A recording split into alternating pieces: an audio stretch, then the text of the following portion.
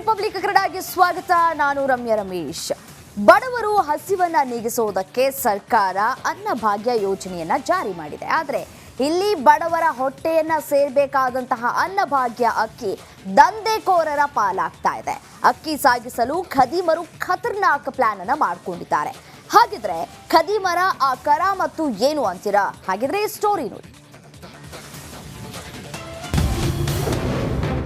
ಗದಗ ಬೆಟಗೇರಿಯಲ್ಲಿ ಅಕ್ರಮ ಅಕ್ಕಿ ದಂಧೆ. ಹುರಿಕಡಲೆ ಚೀಲದಲ್ಲಿ ಅನ್ನಭಾಗ್ಯ ಅಕ್ಕಿ ಪತ್ತೆ.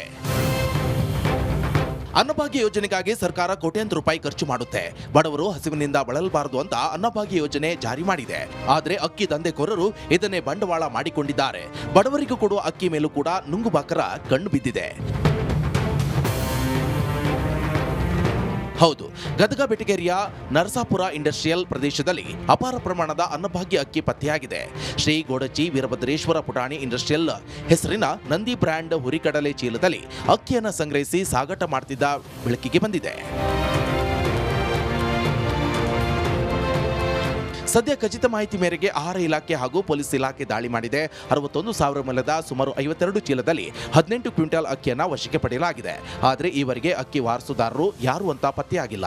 ಆದರೆ ಗೋದಾಮು ಮಾಲೀಕ SL ಗದಗ ವಿರುದ್ಧ ದೂರು ದಾಖಲು ಮಾಡಲಾಗಿದೆ. KIDB plot number 3 Narasapura Gadag ಇಲ್ಲಿ ಸುಮಾರು 18 ಕ್ವಿಂಟಲ್ 15 kg ಅಕ್ಕಿ ಅನಧಿಕೃತವಾಗಿ ಅಕ್ಕಿ ಸ್ಟೋರ್ ಮಾಡಿದರು. ಸೊ ಅದನ್ನು ಅಕ್ಕಿ ಏನು ಮಾಡ್ತಾಯಿದ್ದು ಅಂದರೆ ಬೇರೆ ಬ್ರ್ಯಾಂಡಲ್ಲಿ ನಂದಿ ಬ್ರ್ಯಾಂಡಲ್ಲಿ ಮಿಕ್ಸ್ ಮಾಡಿ ಅದನ್ನು ಬೇರೆ ಕಡೆ ಸಾಗಣೆ ಮಾಡೋ ಕೃತ್ಯ ನಡೆದಿತ್ತು. ಅದರ ಮೇಲೆ ನಮ್ಮ ಸಿಬ್ಬಂದಿ ಮತ್ತು ಪೊಲೀಸ್ ಸಿಬ್ಬಂದಿ ಜಂಟಿಯಾಗಿ ದಾಳಿ ಮಾಡಿ ವಶಪಡಿಸಿಕೊಂಡಿದ್ದಾರೆ ಮತ್ತು FIR ಕೂಡ ಆಗಿದೆ ನಿನ್ನೆ ಅದರ ಮೇಲೆ. ಒಟ್ನಲ್ಲಿ ಅನ್ನಭಾಗ್ಯ ಅಕ್ಕಿ ಮೇಲೂ ಕಣ್ಣು ಹಾಕಿದ್ದ ನುಂಗುಬಾಕರು ಸಿಕ್ಕಿಬಿದ್ದಿದ್ದಾರೆ. ಆದರೆ ಈ ದಂಧೆಯ ಕಿಂಗ್ ಪಿನ್ ಯಾರು, ಎಲ್ಲಿಗೆ ಸಾಗಾಟ ಮಾಡಲಾಗ್ತಿತ್ತು ಎನ್ನುವುದು ತನಿಖೆ ಬಳಿಕವಷ್ಟೇ ತಿಳಿದು ಬರಬೇಕಿದೆ. ಮಂಜು ಪತ್ತಾರ, ರಿಪಬ್ಲಿಕ್ ಕನ್ನಡ. ಅವರಿಬ್ರು ಸಮಾಜದಲ್ಲಿ ಜವಾಬ್ದಾರಿಯುತ ಸ್ಥಾನದಲ್ಲಿ ಇರೋರು. ಒಬ್ಬ ವೃತ್ತಿಯಿಂದ ವಕೀಲ, ಮತ್ತೊಬ್ಬ ಪುರಸಭೆಯ ಮುಖ್ಯಾಧಿಕಾರಿ.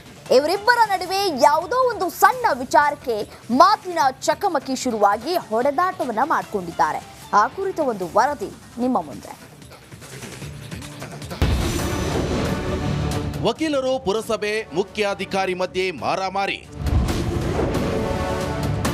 ಸರ್ಕಾರಿ ಜಾಗ ಒತ್ತುವರಿ ತೆರವಿನ ವಿಚಾರವಾಗಿ ಕಿತ್ತಾಟ.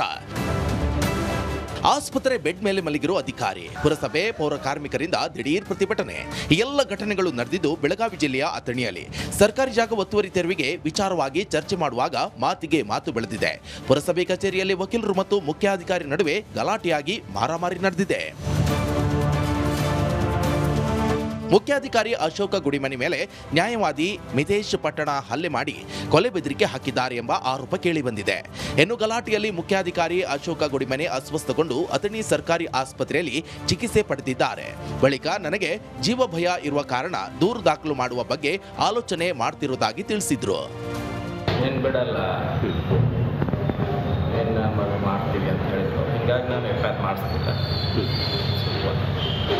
ಜೀವ ಬೆದರಿಕೆ ಇದರಿಂದ FIR ಮಾಡಿಸ್ತಿಲ್ಲ. ನನಗೆ ಅವರು ಬಡದಲ್ಲಿ ಹೊಡಿತಕ್ಕೆ ನನಗೆ ಆರಾಮ ಮಾಡಿಸ್ಲಿಲ್ಲ. ಈ ಕಡೆ ಹಾಸ್ಪಿಟ್ಲಿಗೆ ಬಂದ ಟ್ರೀಟ್ಮೆಂಟ್ ಮುಗಿಸ್ಕೊಂಡು ಮನೆಗೆ ಹೋಗಿ ಅದೇ FIR ಮಾಡೋದ್ರ ಬಗ್ಗೆ FIR ಏನು ಮಾಡಿದ್ರು. ಇಲ್ಲಿ ಹಾಸ್ಪಿಟ್ಲಿಗೆ ಬಂದಾಗಲೂ ಹೇಳಿ ಹೋಗಿದ್ರು, ನೀನು FIR ಮಾಡಿಸಿದ್ರೆ ನೀನು ಬಿಡಲ್ಲ.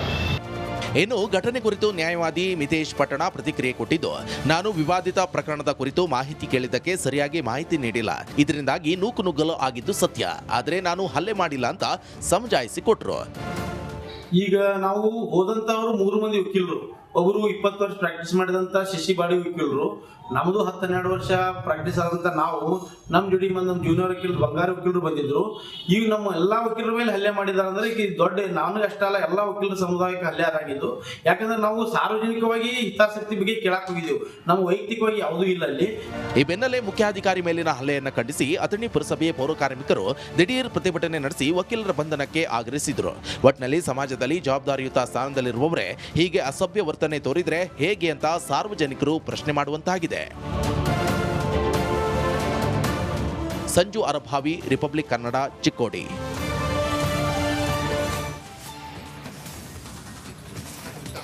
ಶಿವಮೊಗ್ಗ ನಗರದ ಶಿವಪ್ಪ ನಾಯಕ ಅರಮನೆ ಅಭಿವೃದ್ಧಿ ಕಾಮಗಾರಿ ನಿಧಾನಗತಿಯಲ್ಲಿ ನಡೀತಾ ಇದೆ. ಸ್ಮಾರ್ಟ್ ಸಿಟಿ ಅಧಿಕಾರಿಗಳ ವಿಳಂಬ ಧೋರಣೆಯಿಂದ ಪ್ರವಾಸಿಗರಿಗೆ ನಿರಾಸೆಯಾಗಿದೆ. ಈ ಕುರಿತ ಸಂಪೂರ್ಣ ವರದಿ ಇಲ್ಲಿದೆ ನೋಡಿ. ಶಿವಪ್ಪ ನಾಯಕ ಅರಮನೆಗೆ ಸಿಗದ ಕಾಯಕಲ್ಪ, ಕಾಲಮಿತಿಯಲ್ಲಿ ಕಾಮಗಾರಿ ಮುಗಿಸದೆ ವಿಳಂಬ. ಇದು ಶಿವಪ್ಪ ನಾಯಕನ ಅರಮನೆ. ಶಿವಮೊಗ್ಗ ಜಿಲ್ಲೆಯ ಐಕಾನ್ ನಂತಿರುವ ಈ ಅರಮನೆ ನವೀಕರಣದ ಕಾಮಗಾರಿ ಕಳೆದ 2 ವರ್ಷಗಳಿಂದ ನಡೆಯುತ್ತಿದೆ. ಕಾಲಮಿತಿಯೊಳಗೆ ಕಾಮಗಾರಿ ಮುಗಿಸದೆ ಅಧಿಕಾರಿಗಳು ವಿಳಂಬ ಧೋರಣೆ ಅನುಸರಿಸುತ್ತಿದ್ದಾರೆಂಬ ಆರೋಪ ಕೇಳಿಬಂದಿದೆ.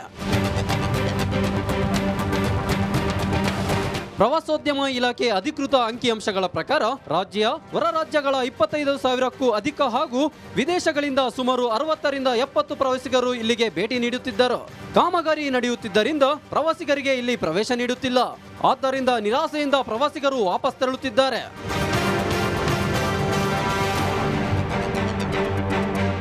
ಇನ್ನು ಅರಮನೆಯನ್ನು ಸಾಂಪ್ರದಾಯಿಕ ಶೈಲಿಯಲ್ಲಿ ಅಭಿವೃದ್ಧಿಪಡಿಸುವ ಉದ್ದೇಶದಿಂದ ಸ್ಮಾರ್ಟ್ ಸಿಟಿ ಹೆರಿಟೇಜ್ ಯೋಜನೆಯಡಿ ಕೈಗೆತ್ತಿಕೊಳ್ಳಲಾಗಿದೆ. ಕಾಮಗಾರಿ ಕಾಲಮಿತಿಯೊಳಗೆ ಮುಗಿಯದ ಕಾರಣ ಪ್ರವಾಸಿಗರು ಮತ್ತು ಸಾರ್ವಜನಿಕರಿಗೆ ತೊಂದರೆಯಾಗುತ್ತಿದೆ. ಕೆಲವು ವರ್ಷಗಳಿಂದ ಈ ಪ್ರವೇಶರಿಗೆ ಪ್ರವೇಶ ಇಲ್ಲ. ಇದಕ್ಕೆ ಕಾರಣ ಏನು ಅಂದರೆ ಸ್ಮಾರ್ಟ್ ಸಿಟಿ ಯೋಜನೆ ಅಡಿಯಲ್ಲಿ ಈ ಅರಮನೆಯನ್ನು ಜೀರ್ಣೋದ್ಧಾರ ಮಾಡುವ ಜೊತೆಗೆ ಇವತ್ತಿನ ಇಂಟರ್ನ್ಯಾಷನಲ್ ಏನು ಲಿಮಿಟ್ ಇದೆ ಅಥವಾ ಸೌಕರ್ಯಗಳನ್ನು ಕೊಡಬೇಕು, ಅದೇ ರೀತಿ ಆಡಿಟೋರಿಯಂಗಳನ್ನು ಕೊಡಬೇಕು, ಒಳ್ಳೆ ಗ್ಯಾಲರಿಗಳನ್ನು ಕೊಡಬೇಕು ಅಂಥೇಳಿ ಈ ಯೋಜನೆ ಅಡಿಯಲ್ಲಿ ಕಾರ್ಯ ಶುರು ಮಾಡ್ತಾರೆ. ಇದು ಶುರು ಮಾಡಿದಾಗ ನಾವು ಶಿವಮೊಗ್ಗದ ನಾಗರಿಕರಿರ್ಬೋದು, ಇತಿಹಾಸ ಸಂಶೋಧಕರು ಇರ್ಬೋದು, ಎಲ್ಲರೂ ಸಹ ಹರ್ಷ ವ್ಯಕ್ತಪಡಿಸಿದ್ವಿ. ಆದರೆ 3-4 ವರ್ಷಗಳಾದರೂ ಸಹ ಈ ಕಾರ್ಯ ಪೂರ್ಣಗೊಂಡಿಲ್ಲ. ಹಾಗಾಗಿ ತುಂಬ ಬೇಸರದ ಸಂಗತಿ. ಸ್ಮಾರ್ಟ್ ಸಿಟಿ ಅಧಿಕಾರಿಗಳು ಅರಮನೆ ನವೀಕರಣ ಕಾಮಗಾರಿಯನ್ನು ಬೇಗ ಪೂರ್ಣಗೊಳಿಸಿ ಪ್ರವಾಸಿಗರಿಗೆ ಅನುಕೂಲ ಮಾಡಿಕೊಡ್ತಾರಾ ಕಾದು ನೋಡಬೇಕಿದೆ. ಕ್ಯಾಮ್ರಾ ಪರ್ಸನ್ ಚಿರಾಗ್ ಜೊತೆ ಭೀಮನಾಯಕ್ ಎಸ್, ರಿಪಬ್ಲಿಕ್ ಕನ್ನಡ, ಶಿವಮೊಗ್ಗ. ಇಲ್ಲೊಂದು ಹೆದ್ದಾರಿ ಜನರಿಗೆ ಅನುಕೂಲ ಆಗುವ ಬದಲು ಅನಾನುಕೂಲವೇ ಆಗ್ತಾ ಇದೆ. ದೊಡ್ಡ ದೊಡ್ಡ ಪಟ್ಟಣಗಳಿಗೆ ಸಂಪರ್ಕ ಸಾಧಿಸುವ ರಸ್ತೆಯ ಮಂದಗತಿಯ ಕಾಮಗಾರಿಯಿಂದ ಸಾರ್ವಜನಿಕರು ಹೈರಾಣರಾಗಿದ್ದಾರೆ. ಆ ಕುರಿತು ಒಂದು ವರದಿ ಇಲ್ಲಿದೆ ನೋಡಿ. ಹದಗೆಟ್ಟ ಹೆದ್ದಾರಿಯಿಂದ ಕಂಗೆಟ್ಟ ಜನ. 10 ವರ್ಷವಾದರೂ ಪೂರ್ಣವಾಗದ ಕಾಮಗಾರಿ. ಆಮೆಗತಿಯ ಕೆಲಸದ ವಿರುದ್ಧ ಜನಾಕ್ರೋಶ. ಈ ದೃಶ್ಯಗಳನ್ನ ಒಮ್ಮೆ ನೋಡಿ. ಅಲ್ಲಲ್ಲೇ ಬಿದ್ದ ಸಿಮೆಂಟ್ ಬ್ರೇಕ್ಸ್, ರಸ್ತೆ ಪಕ್ಕದಲ್ಲಿ ನಿಂತ ಹಿಟಾಚಿ, ಮಳೆಯಿಂದ ರಸ್ತೆ ತುಂಬಾ ಕೆಸರು, ರಸ್ತೆ ದಾಟಲು ಜನರ ಪರದಾಟ. ಇದು ಹೆಸರಿಗೆ ಮಾತ್ರ ಹೆದ್ದಾರಿ, ಆದರೆ ಹೈವೇಗೆ ಇರಬೇಕಾದ ಒಂದು ಕುರುಹು ಇಲ್ಲಿಲ್ಲ.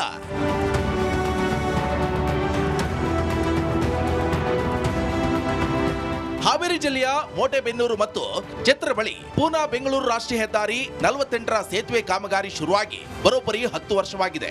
ಆದರೆ ಕಾಮಗಾರಿ ಮಂದಗತಿಯಲ್ಲಿ ಸಾಗ್ತಿರುವ ಹಿನ್ನೆಲೆ ಜನರು ಆಕ್ರೋಶ ವ್ಯಕ್ತಪಡಿಸಿದ್ದಾರೆ. ಸರ್ವಿಸ್ ರೋಡಲ್ಲಿ ದೊಡ್ಡ ಗಾಡಿ ಅಡ್ಡಾಡ್ತದೋ, ಹಳ್ಳಿ ಜನ ಹೆಂಗೆ ಅಡ್ಡಾಡ್ಬೇಕು? ದೊಡ್ಡ ಗಾಡಿ ನಡುವೆ ಅಡ್ಡಾಡ್ಬೇಕು.